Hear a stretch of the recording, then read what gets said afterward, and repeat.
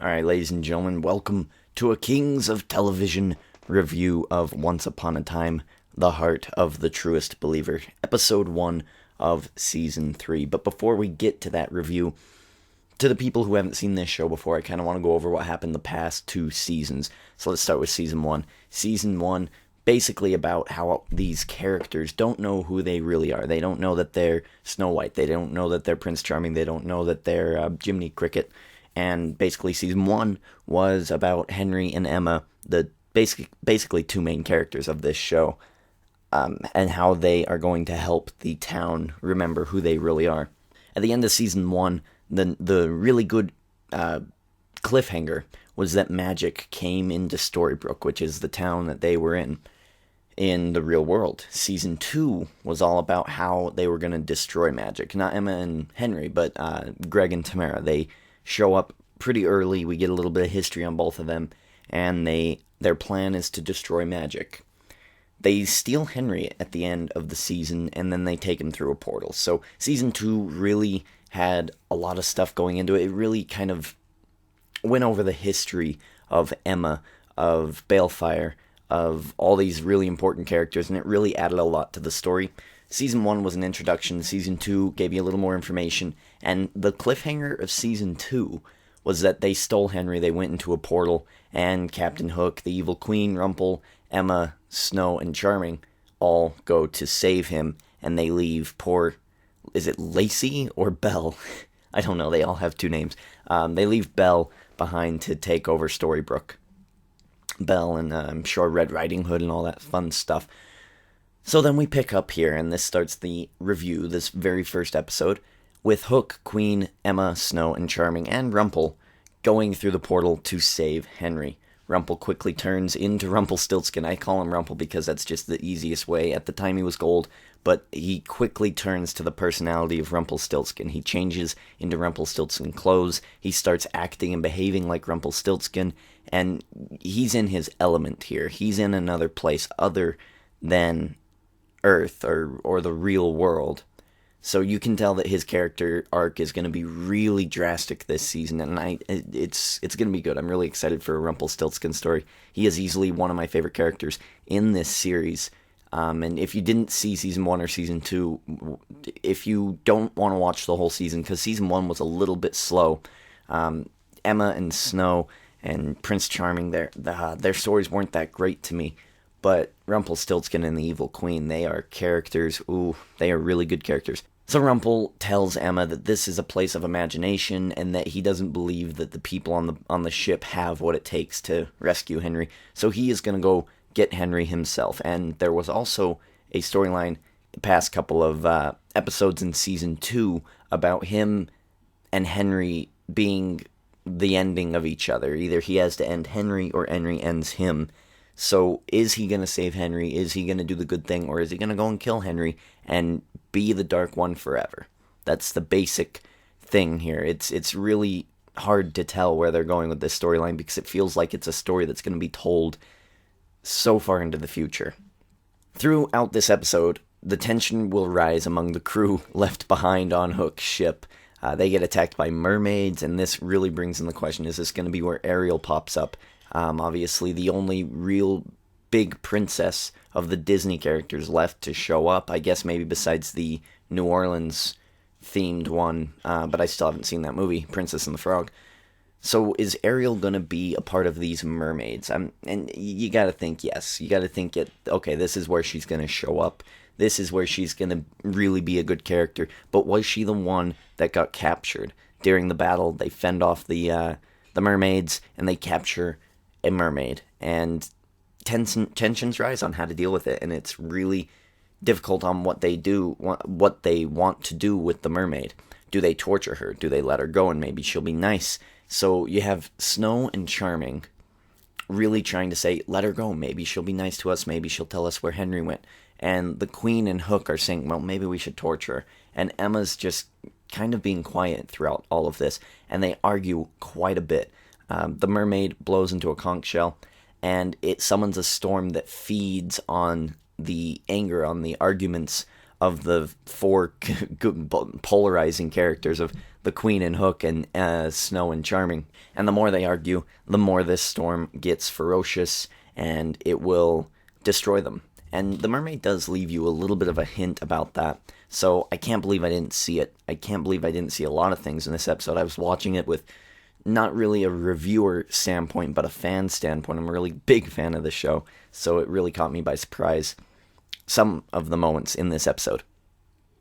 Emma recognizes the ploy of the mermaid and stops the storm by jumping into the water and almost drowning. It bands together Hook, Charming, Snow, and the Queen. They save Emma, and now Emma has to get them all as a unit to save Henry, and that's what really happens near the end of this episode.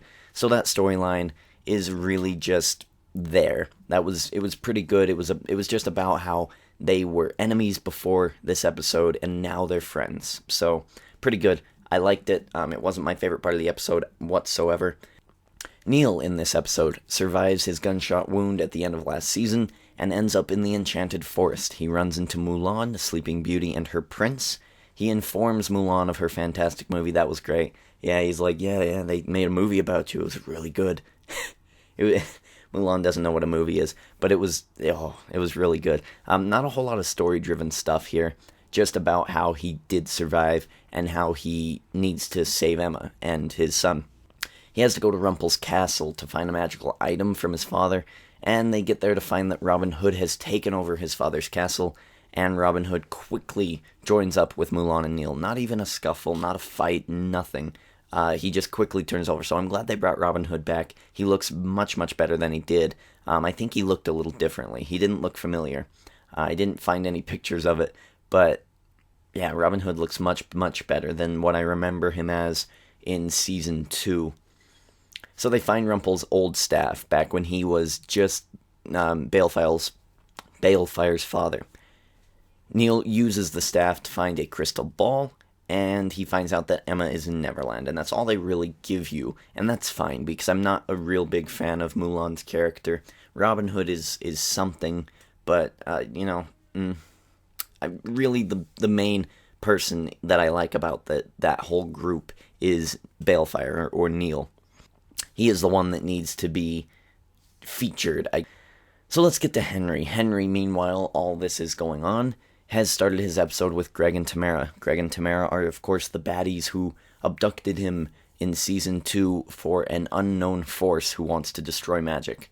So they end up in Neverland, and they build a fire, and they say that we need to alert the Home Office. And you're thinking all this time that it's like a group of humans trying to destroy magic and destroy these magical creatures because they want everything to stay. They're afraid. It's like X-Men and the mutants. They want to kill them so they don't have to deal with them. So Greg and Tamara say that they're working for somebody who's in Neverland and they need to alert the home base. But the Lost Boys show up. And at this point, you can kind of get through this conversation between the lead Lost Boy and Greg and Tamara that Peter Pan was the one pulling the strings the whole time, and the goal was not to destroy magic. The goal was to get Henry. So Greg and Tamara say, you're not getting Henry until you give us away off the island.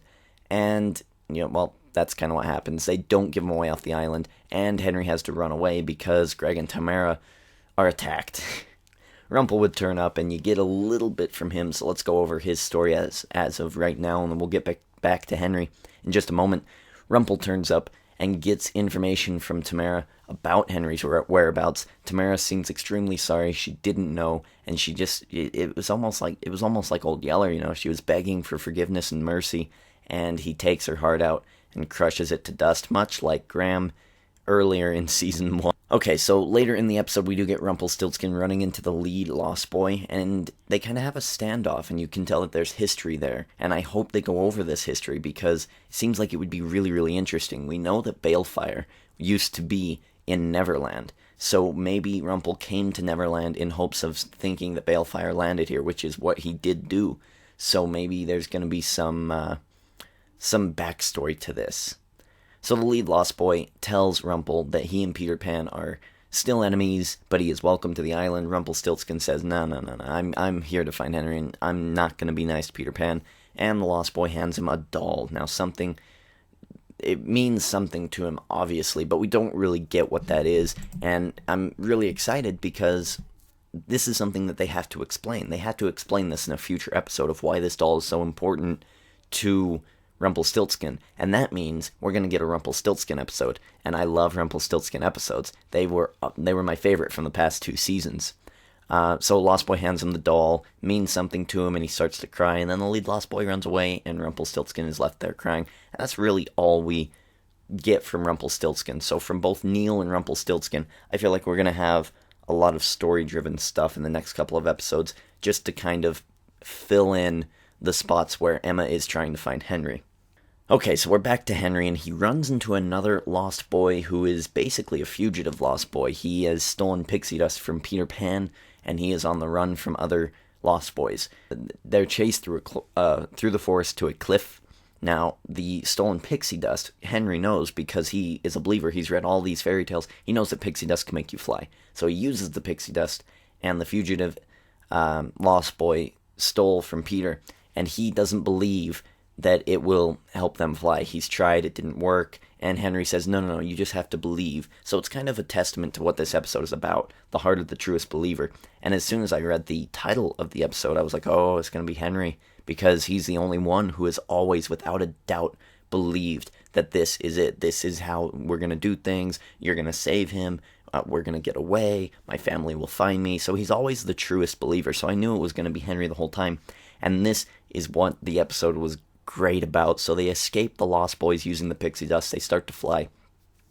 They land in a clearing, and immediately the fugitive Lost Boy's character just switches up. You can tell in the scenes that happened in this episode with him and Henry, like, he's just innocent. Maybe that's what got me, is I'm very impressed. This kid's name is actually Robbie Kay, and he was in Pirates of the Caribbean, so he knows a little bit about pirates and mermaids and stuff like that. So he was actually the cabin boy for, I believe, Captain Hook. No, not Captain Hook. Was it Blackbeard? I don't know. Blackbeard, whoever was in Pirates of the Caribbean. But I knew I recognized him from somewhere. He was in that Pirates movie, and now he's in this as Peter Pan. His character just switches immediately. It's so quick. All of the previous scenes were just innocent person, and now he's Peter Pan, and he's got this smirk.